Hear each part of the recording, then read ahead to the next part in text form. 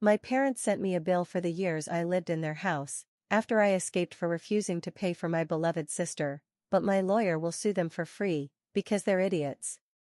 Recently, I finally made the decision to move out of my parents' house. For some people, that might not be much, but for me, it feels like a huge step in life. For as long as I can remember, I've dreamed of having my own space, a completely private place where I can live the way I want, make my own decisions, and enjoy the freedom of being independent. But now that I've made that decision, my parents aren't taking it well. In fact, they're really upset about it. For context, I'm the eldest daughter, and both my parents are alive and still together. I also have a younger sister. Growing up, my parents depended on me a lot, not just for the usual household responsibilities, but also when it came to taking care of my sister. In many ways, it felt like they expected me to act as her second mother, stepping in to handle things that should have been my parents' job. Because of that, I carried a lot of responsibility from a very young age. Naturally, having my own place was the one thing I wanted the most. I also hoped that my parents, and even my sister, would treat me with a little more respect. But reality couldn't be further from that. My parents never truly appreciated the things I did for them. No matter how much I helped or how hard I worked, it was never enough. They always demanded more. By the time I was only 15, it was already expected of me to take on adult responsibilities around the house. My mom relied on me for chores and cooking, and both of them acted like it was my duty to meet their needs every single day. And if I ever wanted to go out and spend time with friends like a normal teenager, they wouldn't allow it. Instead, they made me feel guilty for even wanting to leave the house, sometimes even taking my phone away to make sure I couldn't go anywhere. My mom constantly reminded me that, as the eldest daughter, it was my duty to put my family first and take care of my sister. To her, spending time with friends or doing things for myself was just wasting time. She made it very clear that my role in the family came above everything else, as if the only purpose of our existence was to keep this family running, and that nothing else could exist outside of it. On the rare occasions they actually let me go out, I wasn't completely free either. My parents would text me every 15 minutes to ask what time I'd be back. They also insisted that I bring my sister along, no matter what I was doing or who I was meeting. Imagine being a teenager, finally getting the chance to hang out with your friends, and having to drag your little sister everywhere. It was uncomfortable, frustrating, and honestly, humiliating. As my sister got older, she also started noticing our family dynamic, with the big difference that she was never burdened with as many responsibilities as I was. If she didn't do something right, like studying for a test, it somehow became my fault. I had to juggle my own obligations while also making sure she studied for hers. If she failed, obviously, it was because I hadn't done enough. I was expected to be the helicopter sister, always watching over her best interests, even though that wasn't my job, and it shouldn't have been my parents' job either. She was old enough to know she needed to study and pass, not wait for someone to hover over her to make sure she did it. Another clear example of favoritism was with the chores. Whenever there was housework, cleaning, cooking, errands, they always called me. My sister, on the other hand, rarely lifted a finger. I couldn't even complain, because there was always a convenient excuse for why she couldn't help, like, she failed her exam and needs to study. Even when she failed again the following week. If I said anything about it, I was labeled as a complainer. My sister took full advantage of this special treatment, because she was the one benefiting from it. She knew she was the favorite, and instead of feeling guilty about it, she enjoyed it. She constantly snuck out to parties at night, something I couldn't even dream of doing without facing huge consequences. And the worst part? If my parents found out about her sneaking out, they didn't blame her, they blamed me. They accused me of putting ideas in her head or making her rebellious, as if she didn't have a mind of her own and couldn't do anything wrong unless I was behind it. All of this slowly built a wall between my sister and me. Instead of being close, we ended up fighting all the time. She never really respected me, probably because she grew up seeing how little respect my parents had for me. To her, I was someone she could boss around, someone who always had to be there whenever she wanted, almost like a personal assistant, not a sister. When it came time to go to college, deep down, I already knew I needed to choose one as far away from home as possible. I thought that would finally give me the space and independence I'd been craving. But my dad completely dismissed that idea. He openly threatened me, saying that if I didn't choose a nearby university, he would cut off all financial support. I was only 18, had zero savings, because I never had time to work, and no one to help me co-sign a loan. It was either that or not go to college at all. With all the pressure at home, I wasn't exactly a brilliant student who could afford to take a few gap years to work and figure out a way to leave. I know now that there were probably other options, but at the time, after being emotionally and even physically mistreated with all the work I was doing, all I wanted was to endure a bit longer, just enough to eventually get out. Other girls my age had posters of rock bands and movie stars in their rooms. Me? I only thought about how I could leave that house once I graduated and had enough tools to survive on my own. Looking back now, I realize how naive I was back then. I truly believed that if I just kept doing everything my parents wanted, someday they would finally see me for who I really was and love me for it. I thought their approval was something I could earn if I sacrificed enough of myself. But no matter how much I gave or how obedient I was, that moment of recognition and appreciation never came. Things finally reached a breaking point last Christmas. We were having a family dinner at home. My parents, at least, seemed interested in hearing about my university life. They wanted me to tell them about my classes, probably because they saw me as their secure future, since my sister was practically a lost cause in that regard. During dinner, my sister, who ended up at a community college because her grades weren't strong enough, got jealous almost immediately. She couldn't stand that, for once, the spotlight was on me and that I had something positive to share with our parents. She started verbally attacking me right there in front of her boyfriend, who was meeting our family for the first time. She didn't hold back. She mocked me and provoked me, saying that no matter what university I went to, I'd always be a lonely loser, because, according to her, I had no social life and no boyfriend. What made it worse was that my parents didn't intervene. They just sat there, silent, watching her tear me apart. I saw her boyfriend sitting beside her, clearly uncomfortable, trying to calm her down, even stepping in to defend me.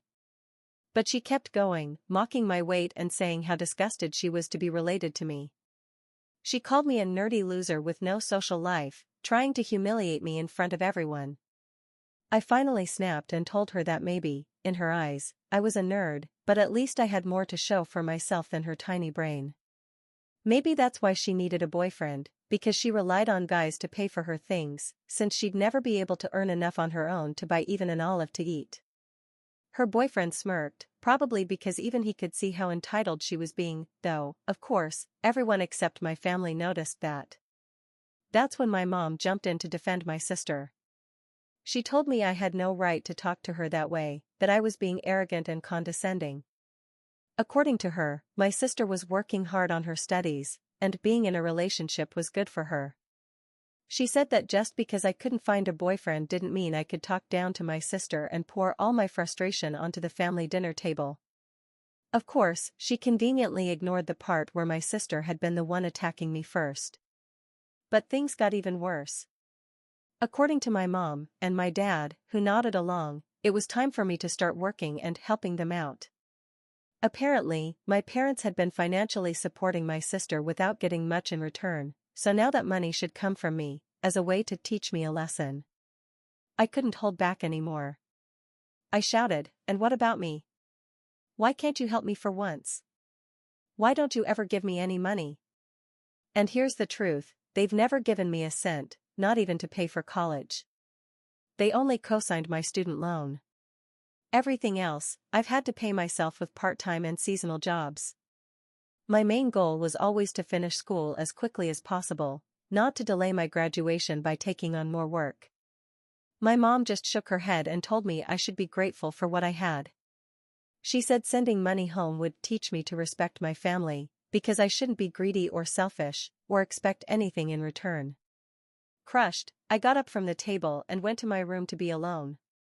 As I closed the door, I could still hear my sister and my parents yelling at me, my sister calling me a snowflake and dramatic for reacting the way I did. After that disastrous Christmas, I made a firm decision. I would get a job and move out, even if it meant taking longer to finish my degree. I had been their victim for far too long. But that was my Christmas gift from Santa. In the days that followed, my parents kept pressuring me to find a job, and to avoid hearing them nag while I figured things out, I told them I was looking. Instead, I went to talk to my university coordinator and asked if I could adjust some of my courses to fit a part-time job. I'm studying something pretty demanding, so I needed to drop a few things to make room in my schedule. When he asked why, since he had seen other students start working and slowly drop out, I had to tell him everything. And that's when my little Christmas miracle happened. Even though it was already January and people were taking down their reindeer decorations, my coordinator found me a job on campus. It was as a teaching assistant, since I'm in my final year and my grades were relatively good. I could help a professor, earn a paycheck, and even get access to a dorm room. Basically, I'd be living at my workplace. He started explaining all the extra benefits, like cafeteria access, but I accepted right away before he could even finish. Now, 6 months later, everything's finally falling into place. I had to wait until the new semester started to be officially accepted as an assistant, but I've already moved into my dorm room. And here's the next bit of good news: I'll be graduating at the end of the year. Throughout this whole time, I've been lying straight to my parents' faces, telling them I was still looking for a job, but that things were tough. I know lying is bad, but honestly, it felt so good to lie to them. At least things haven't been that bad lately. I've spent most of my time studying on campus, while my parents thought I was going to job interviews, and my sister was busy rolling around with some new boyfriend. Yes, her previous one dumped her. Second Christmas miracle. I only went home at night to sleep, spending as little time there as possible. For me, it felt like being released from prison, though for them it was torture. The real moment of freedom came the day I basically grabbed my pillow, because I can't sleep without it, and left. I'd already taken most of my stuff earlier. That morning, I just walked out with my pillow and a few things, ready to move into my dorm. When I told them I'm moving out, they both froze, like, what's happening here? My mom and dad immediately started insisting that moving out wasn't a good idea. They said they wanted me to stay home to take care of them as they got older, as if that was somehow my responsibility. I couldn't help but laugh because I was so happy. I told them that idea wouldn't even take up space in my mind. If they really needed someone to take care of them, I pointed at my sister, maybe she could return the favor for everything they'd done for her. You know, pay some dividends. My dad argued that my sister wasn't responsible enough, and that in every family, the oldest is expected to do that. Meaning, me. I told them I'd resigned from that position. I'd decided not to be part of that family anymore. So now, all the big sister responsibilities were officially my sister's. My parents said you can't resign from being a daughter and that they expected more from me.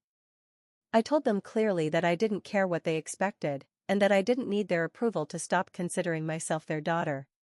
Since that conversation, my parents haven't stopped blaming me, accusing me of stabbing them in the back and abandoning them in their old age, as if reclaiming my independence was a betrayal.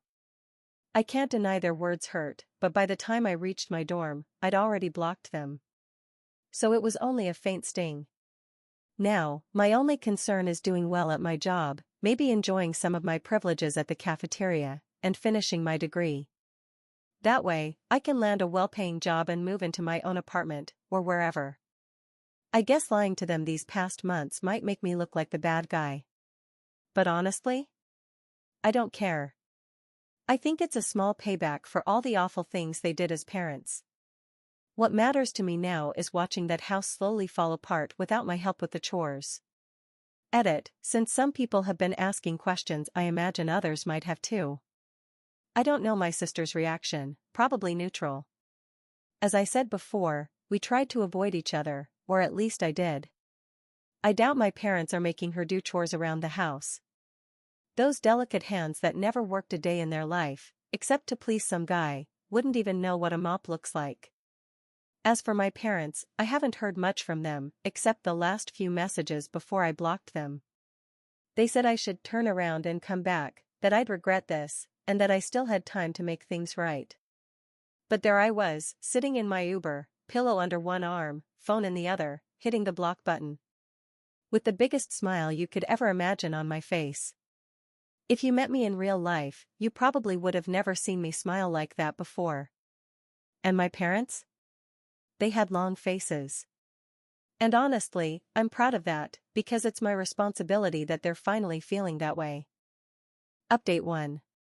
My life these past 3 weeks has been wonderful, except for one small detail I'll tell you about. I've been saving myself from cooking, and although the cafeteria food isn't exactly the healthiest, I try to pick the best options. My job as a professor's assistant isn't that bad. I don't have as many hours as a part-time job would demand, and it isn't exactly a class I loved, but it was the only one available and it will only be 6 months, maybe 12 if I don't find a job before I graduate. Compared to living with my parents and my sister, it's like being on vacation in the Maldives. No entitled student beats my family. I think I have intensive military training on how to deal with people like them. That's the good stuff. Then my parents showed up. They came to the university to talk to me face to face. They didn't know where I was living because, despite harassing my friends for information, nobody told them anything except one friend who said, she moved 3 states away, what a shame she went so far. Unfortunately, my parents didn't buy that. They must have called to see if I was still enrolled. What they did instead was spend the whole morning wandering around campus looking for me while I was in my dorm studying for an exam. When I was heading to my class as an assistant, they intercepted me on the way. I should have taken a different route, but I didn't expect my parents to ambush me like something out of the Wild West. My first instinct was to say, sorry, I'm busy, and walk away, but I wasn't that far from where I needed to be and I didn't have extra minutes to get to class late ducking down alleys. I thought they wouldn't come into class, but they did, and when they did, they followed me to the front. They were nervous because the whole lecture hall was staring at them, including the lead professor, who looked like, what are these specimens doing here? He knows my story. So when my parents started talking and asking me to go somewhere private, the professor began asking them questions. You could say he used them to start the class. He asked them things, and my parents tried to defend themselves, which turned into an absolute disaster for them because they sounded as entitled as ever, but the professor completely humiliated them. In the end my dad told my mom it was better to leave, and they left while everyone turned to stare. When they left, one of the students said, "Professor, you should have answered them, not humiliated them," and we all burst out laughing. I was a little embarrassed about the whole thing, but the students and the professor handled it well and offered their sympathies for the family I ended up with. I think that was my parents' full college experience. After that I didn't hear from them again. I don't know what they expected to get from that encounter.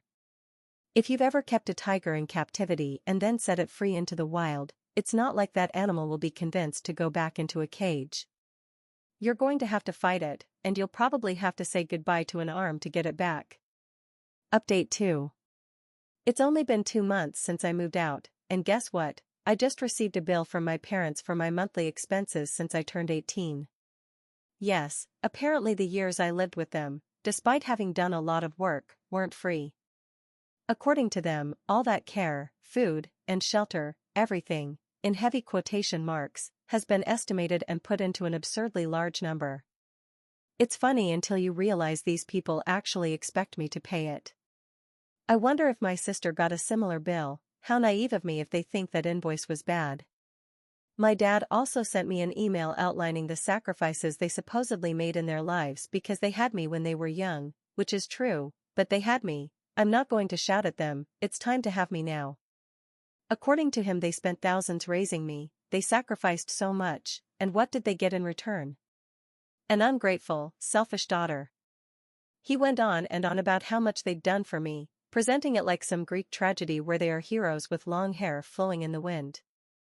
As a cherry on top he said the least I could do now, after turning my back on them, was pay them that money, and once I did, they'd leave my life completely and I'd never have to see them again.